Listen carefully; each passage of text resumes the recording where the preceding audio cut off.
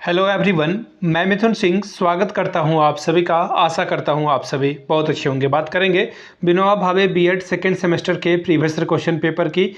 Paper आपका होगा learning and teaching. Paper का कोड है 06 और 18-20 का ये क्वेश्चन पेपर है। आगे बढ़े उससे पहले मैं आपको बता दूं, जितने भी प्रीवियस क्वेश्चन पेपर हैं, शायद मैंने 7 या 8 साल का पेपर अपलोड कर दिया है। एक ही प्लेलिस्ट में आपको सारी वीडियोज़ मिल जाएगी Vinoba Bhave BEd second semester के नाम से। ब्रैकेट में वहाँ पर लिखा होगा लास्ट 5 ईयर, उसे आप देख लेंगे। बाकी मैं एक बार अपडेट हो जाऊंगा कि हाँ मैंने 7 साल का अपलोड कर दिया, तो वो 5 को हटा करके 8 कर दूंगा। वैसे फिलहाल मैं आपको बता दूं, पिछले 5 साल के जितने भी PYQs हैं आपको वो प्रोवाइड कर दिया जाएगा सिर्फ 49 रुपीज़ में। PDF आपको मिल जाएंगे। अब आप बोलोगे कि सर ये PDF से क्या फ़ायदा होगा।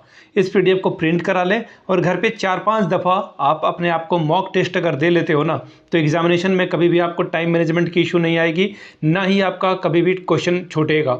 घर पे प्रैक्टिस करके जाओगे तो डेफिनेटली एग्ज़ाम बेहतर जाएगा। ये मूल मंत्र है। बाकी कुछ लोग ये भी बोलते हैं कि सर सजेशन चाहिए होगा। अब देखिए ये 49 में क्या होगा, आंसर नहीं मिलेगा, सिर्फ क्वेश्चन मिलेंगे आपको। और इस 199 में मेरे अकॉर्डिंगली जो क्वेश्चन बन सकते हैं MCQ में, short question answer, long question answer, वो आपको प्रोवाइड कर दिया जाएगा। सर शॉर्ट क्वेश्चन और लॉन्ग क्वेश्चन या MCQ क्या है, एक वीडियो मैंने आज ही बनाई है, उससे जाकर के आप देख लेंगे कि तैयारी कैसे करें। उसमें मैंने एक्सप्लेन करके सारी बातें बताई है। 199 में आपको तीनों ग्रुप मिल जाएगा, MCQ, short question answer, long question answer. Hindi में चाहिए तो हिंदी में मिल जाएगा, इंग्लिश में चाहिए तो इंग्लिश में मिल जाएगा। यहाँ से मेरी email ID आप देख लें, yourmithunsingh@gmail.com पे आप मुझे मेल कर सकते हैं। इंस्टा पे अगर आप हो डू फॉलो मी @imithunsingh।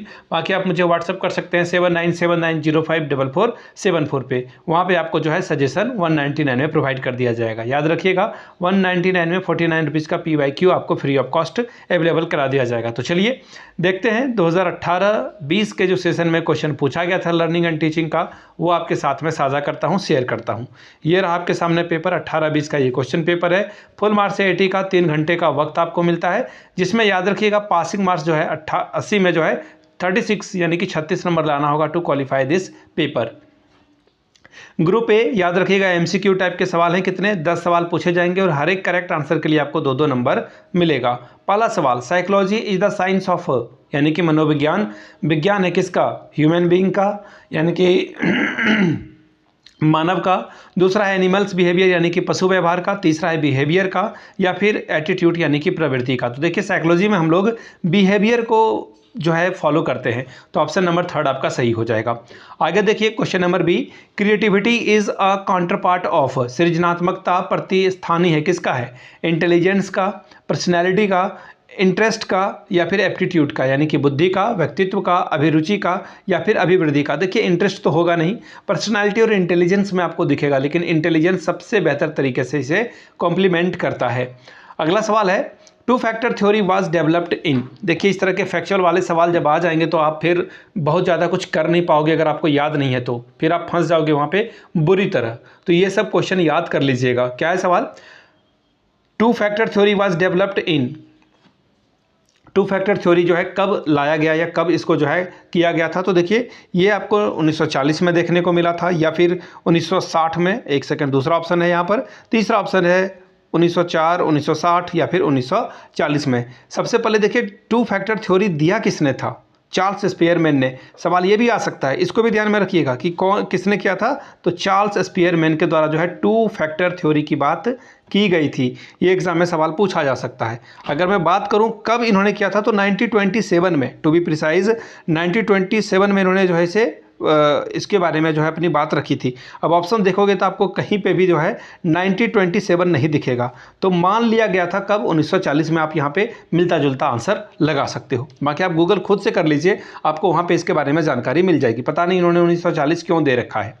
अगला सवाल है, law of effect was given by, यानी कि law of effect was given by यानी कि प्रभाव का नियम किसने दिया था। फ्रॉइड के द्वारा ये दिया गया था, थॉर्नडाइक के द्वारा ये दिया गया था, थ्रस्टन के द्वारा दिया गया था, या फिर हल के द्वारा ये दिया गया था।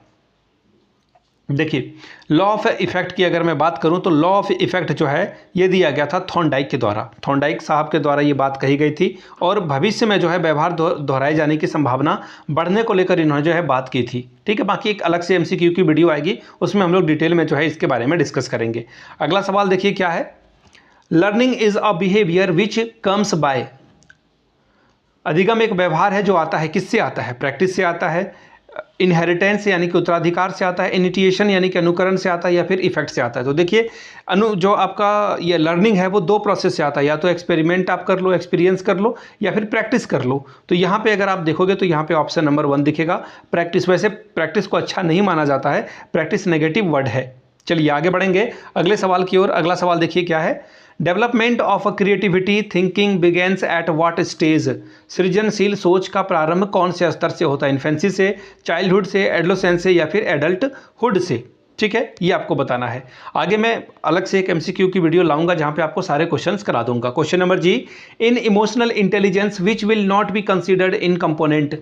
भावात्मक बुद्धि के अंतर्गत किसे जो है उसका घटक नहीं माना जाएगा? सेल्फ मैनेजमेंट यानी कि आत्म प्रबंधन, सेल्फ एनालिसिस यानी कि आत्म विश्लेषण, फिर अगला ऑप्शन आपको दिखेगा सेल्फ मोटिवेशन यानी कि खुद से जो आत्म अभिप्रेरणा, और फिर है इम्पैथी यानी कि परानुभूति। Question number H, personality is a product of? व्यक्तित्व जो है किसका परिणाम है? एक्सपीरियंस का, हेरिडिटी ओनली, इन्वायरमेंट ओनली, या फिर हेरिडिटी और जो है आपका इन्वायरमेंट से बनता है? तो ऑप्शन नंबर 4 हो जाएगा। देखिए ये कोई फॉर्मूला नहीं है, लेकिन ये जो है मल्टीपल होता है, ऐसा मान सकते हैं आप।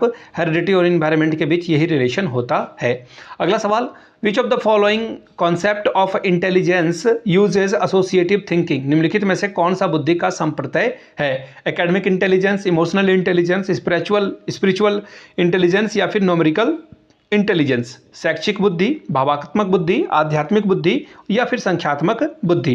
क्वेश्चन नंबर जे आखिरी एमसीक्यू है, the relation between education and psychology is best understood on the basis of? शिक्षा मनोविज्ञान के संदर्भ में निम्नलिखित में से कौन से आधार पर सर्वोत्तम ढंग से इसे समझाया जा सकता है? इंटरडिपेंडेंस यानी कि परस्पर निर्भरता, दूसरा है इंडिपेंडेंस यानी कि स्वतंत्रता, तीसरा है इंटरेक्शन यानी कि अंतःक्रिया, चौथा है डिपेंडेंस यानी कि निर्भरता। बात करेंगे ग्रुप बी की। शॉर्ट टाइप के सवाल पूछे गए हैं और आपको 5 सवालों का जवाब देना है। हर एक सवाल के लिए 4-4 अंक निर्धारित हैं। पहला सवाल, question number 2, discuss the various factor affecting learning? अधिगम को प्रभावित करने वाले विभिन्न कारकों की विवेचना करें। Question number 3, what are the major challenges of a teaching and learning process? शिक्षण अधिगम प्रक्रिया की जो प्रमुख चुनौतियां हैं उसके बारे में बताएं। Question number 4, educational psychology is a systematic study of educational growth? Discuss, शिक्षा मनोविज्ञान शैक्षिक विकास का क्रमबद्ध अध्ययन है, इसके बारे में बताएं। Question number 5, what do you understand by motivation? अभिप्रेरणा से आप क्या समझते हैं? Question number 6, discuss the relationship between creativity and intelligence? रचनात्मकता और बुद्धि के बीच के संबंध पर चर्चा करें। Question number 7, what are the different tools of thinking process? चिंतन प्रक्रिया के विभिन्न उपकरण क्या हैं, बताएं। Question number 8, describe the educational implication of a group dynamics? समूह के गतिशीलता के कौशल महत्व का वर्णन करें। Question number 9, what are the different types and strategies to develop memory? स्मृति के विभिन्न प्रकार क्या हैं और इसके विकास के क्या तरीके हैं, ये आप बताएं।